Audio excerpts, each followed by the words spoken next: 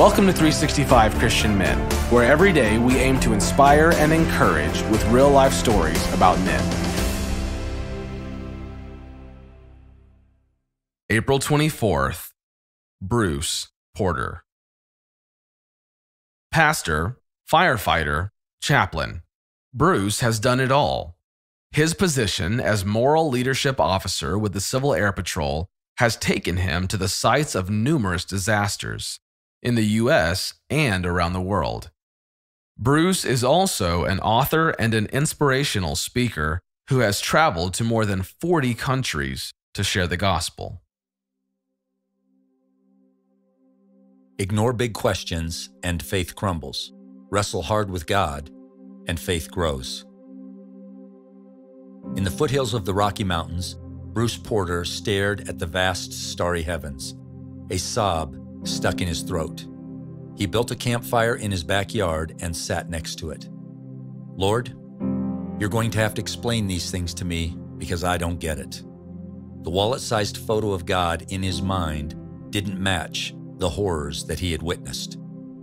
For years, Bruce had served those reeling from tragedy. He had stood next to Rachel Scott's mother as the Columbine High School massacre had unfolded, and she discovered her daughter had been shot. He had wept with firefighters at Ground Zero as they searched for the living among the rubble caused by the terrorists on 9/11. He had prayed with grieving police officers after a secondary school shooting in Germany, 2002. Bruce believed the gospel traveled with least resistance over the golden wire of compassion. So he took the love of Christ into trauma, sorrow, and calamity. Sometimes he spoke at rallies or brought monetary gifts.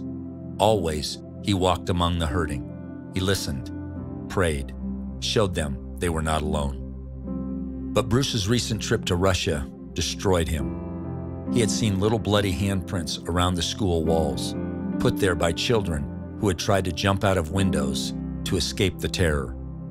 The Christian community in the region traditionally celebrated the first day of primary school by dressing in their best clothes and taking small gifts to the teachers. But this horrific day, September 1st, 2004, Chechen Islamic terrorists in full military gear roared into the school lot and took more than 1,000 children, parents, and teachers captive. Throughout the school, the terrorists placed bombs.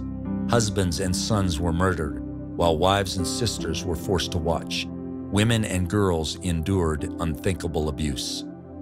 After a 3-day siege, the newspaper reported 350 dead. But Bruce saw the mass grave. There were at least 500. More than 700 children and adults were wounded, more than the hospital could house.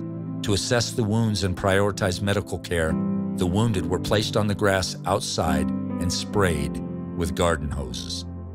Bruce had walked among the traumatized community, bringing aid, comfort, and his tears. But now, back home, the memories assaulted Bruce, memories he couldn't share. If he told anyone but God, he would wound as he had been wounded. But Bruce couldn't ignore his questions. For faith to survive, he had to find solid footing. Only God could help him. Bruce was reminded of a psalm, Psalm chapter 8 and verse 3. When I consider your heavens, the work of your fingers, the moon and the stars, which you have set in place. What is mankind that you are mindful of them? Human beings that you care for them. The stars were his cathedral. Here he would be brutally honest. Bruce was offended at God and figured he should tell God right away. As with human relationships, it was better to keep a short account. Bruce sobbed his pain. Why is there evil? He cried.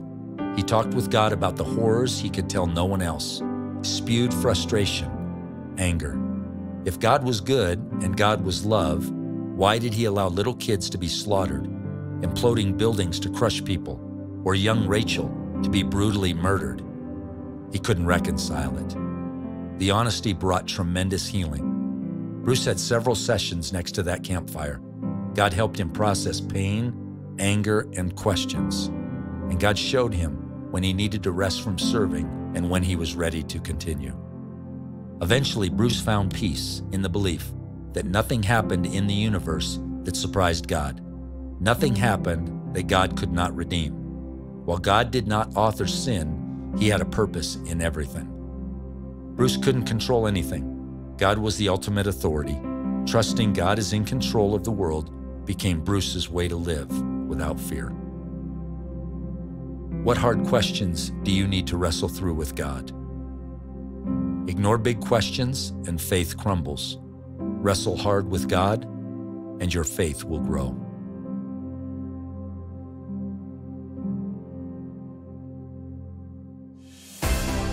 Thank you for listening to today's story. Every day of the year, our hope is to inspire you with real-life stories of faithful men who have gone before us. For today's story, we have a free one-page group discussion sheet available on our website. Please join us tomorrow for another story at 365christianmen.com.